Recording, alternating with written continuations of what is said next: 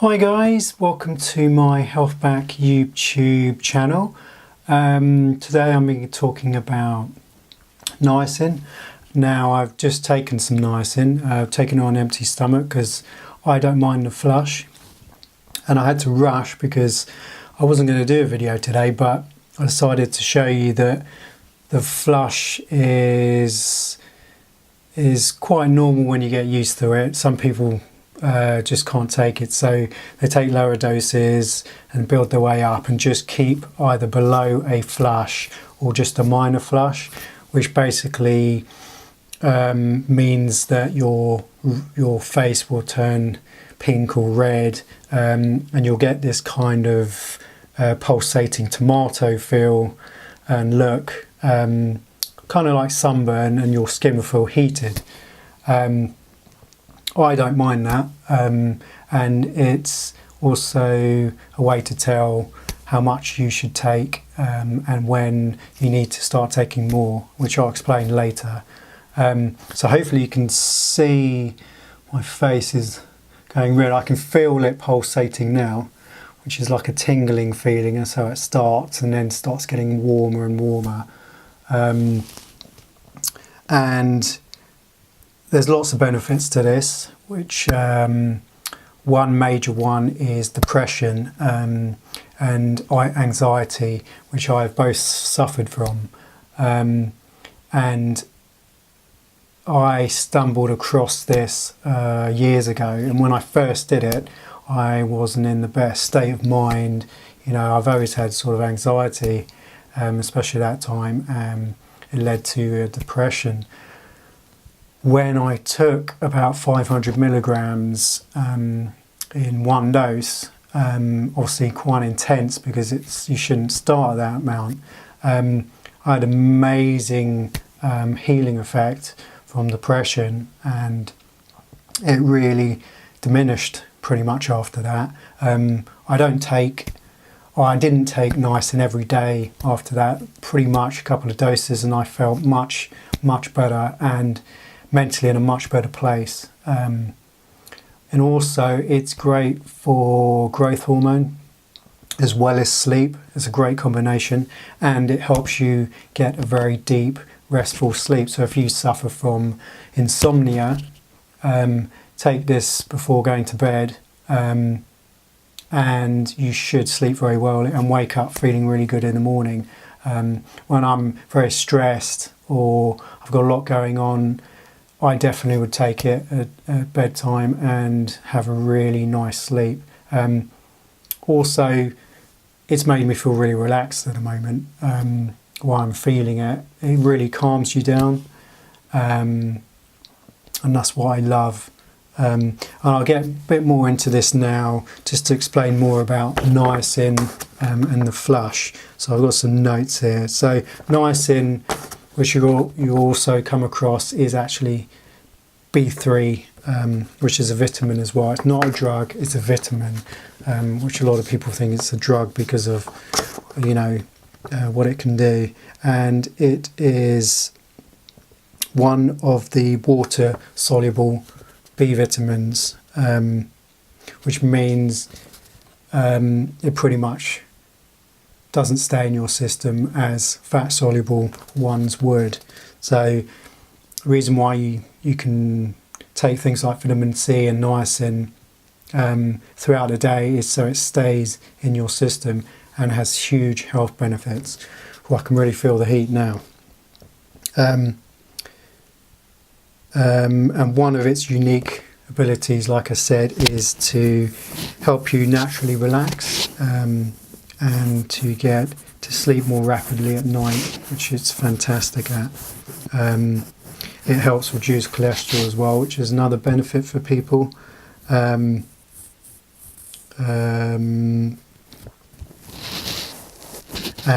elevating good cholesterol, which is why a lot of people would take it. I haven't taken it for that reason, but I've heard and read and lots of case studies, especially by an MD by the name of Amram Hoffer, who goes into that in more detail.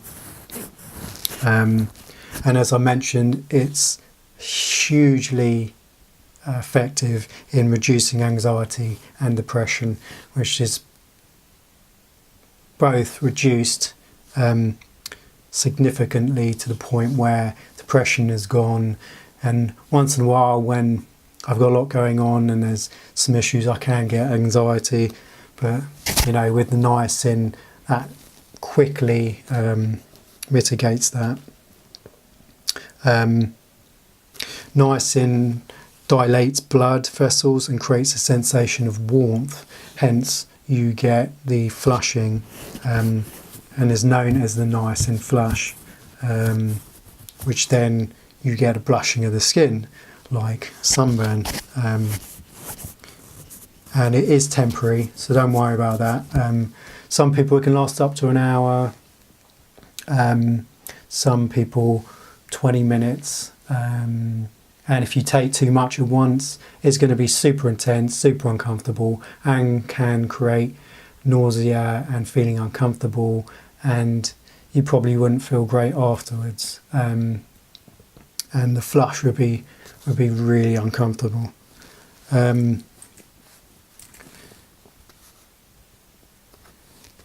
And the best indication is the flush of where you need to get to. I'll explain all this in a bit. So the idea is to take enough to get a slight flush initially, which means a slight pinkness in the cheeks, ears, neck, forearms, and pretty much all over the body. And it should end if you have a slight flush in about 15 minutes for most people. And obviously, if you take too much, it's going to last a lot longer and be uncomfortable, and you'll be super red and feel pretty weird if you take too much. And if you take it on an empty stomach, which I do, because I don't mind it, you are definitely going to flush. And if it's more powdered, you'll flush sooner. If you take it after eating, most likely when I've done it, I've forgotten about it, and then suddenly you'll be flushing, maybe when you're out or when you're watching TV at night or something, because you've forgotten about it, and this could happen hours afterwards, and then suddenly you're like, bang, pulsating tomato. And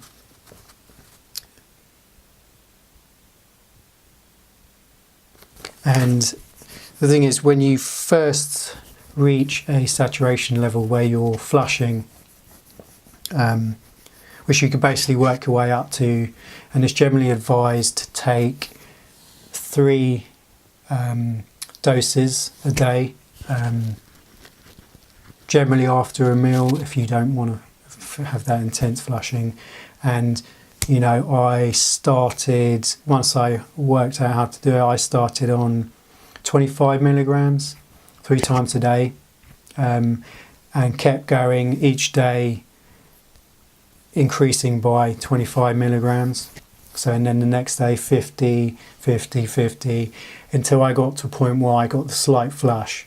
And then I continued at that level until it started to dissipate. And then I increased again I started going to 50 milligrams, because 25 wasn't giving me such wasn't reaching that flush. So I went to 50 until I reached that point again.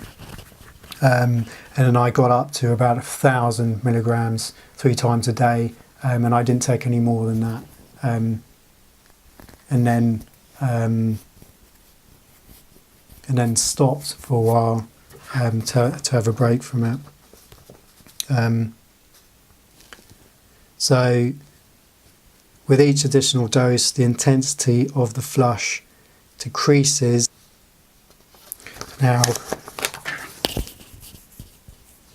the saturation level for everyone is different. So I just started off with that dose. You may start at 50 milligrams if you want, 3 times a day. Now, in saying that, I have done like one dose all in one, and that's generally I would do at night time before bed, because for the growth hormone, because your growth hormone is basically more effective or is active when you're sleeping. So the better and longer amount of sleep you have, so at least 8 hours, you will have a huge increase in growth, in the growth hormone. And niacin will help with that. So together they're fantastic.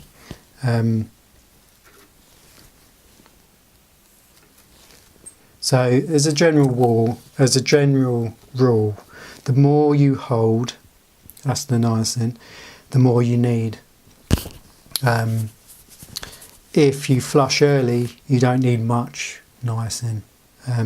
If flushing doesn't happen until a high level, and then your body is obviously using the higher amount of the vitamin. But if you take niacin, you are going to flush. Now, I don't really promote the non-flushing ones because I never found strong indication. I read studies about the non-flush affecting the liver. I haven't actually seen any cases on that, but I like to monitor my dosages by the flush. So when I do have a break from it and I go back, I know where I need to be, and how to monitor where to get to. And just to emphasise, it's not, again, like I've said, it's not a drug, so it's not habit forming. You're not going to be, like have withdrawals from it. And, doesn't need a prescription because it is a vitamin and it is safe. And it is a nutrient that everyone needs each day. So, low dosages, high dosages, depending what you're using it for, we do need it every day. And Dr. Hoffer mentions that a person's upper limit is that amount which causes nausea and, if not reduced, vomiting. I can actually feel the heat going down now. So for me, it hasn't lasted too long, because I didn't go super high on the dose. I only took 100 milligrams because I've only just started taking it again. It should never. He mentions the dose should never be allowed to remain at this upper limit. The usual dose range is 3,000 to 9,000 milligrams daily, divided into 3 doses. But occasionally, some people may need more.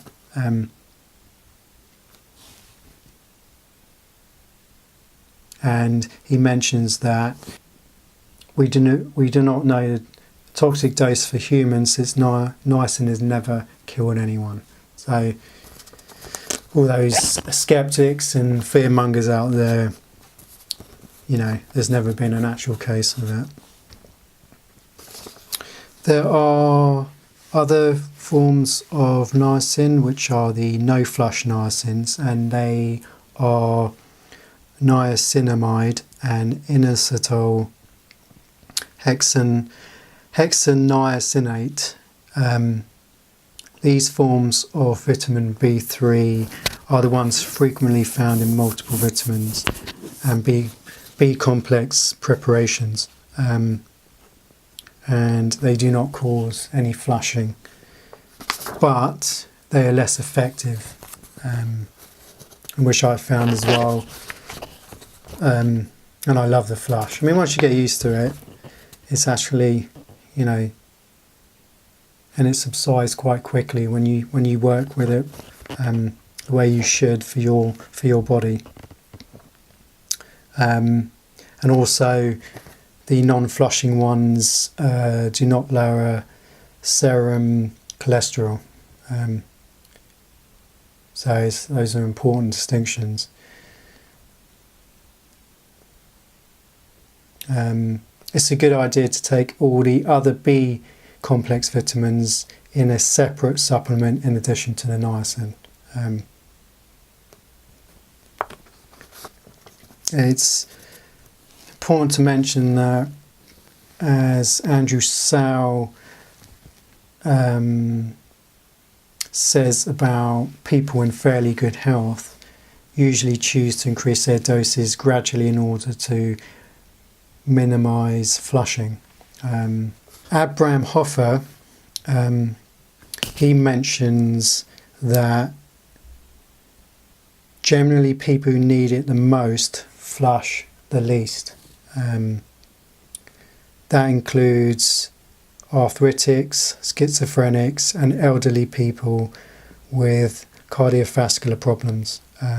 Some schizophrenics do not flush until they get well, and then they do. But the presence of the flush or its intensity cannot be uniquely used to measure the need, as there is too many variables, such as food in the stomach, whether the drink, whether it is hot or cold, the kind of food or other medication. So basically, if you're going to begin, and then you can start with 25 milligrams or 50 milligrams 3 times a day with each meal, if you don't want any flushing at all. If you don't want a super intense flushing, and then you can increase it by 25 milligrams or 50 milligrams until your flush begins. Okay guys, thanks for watching. Remember to leave any comments below, and also to like the video, and please subscribe so I can bring you more helpful videos like this, and watch this space for the next video. Thanks guys.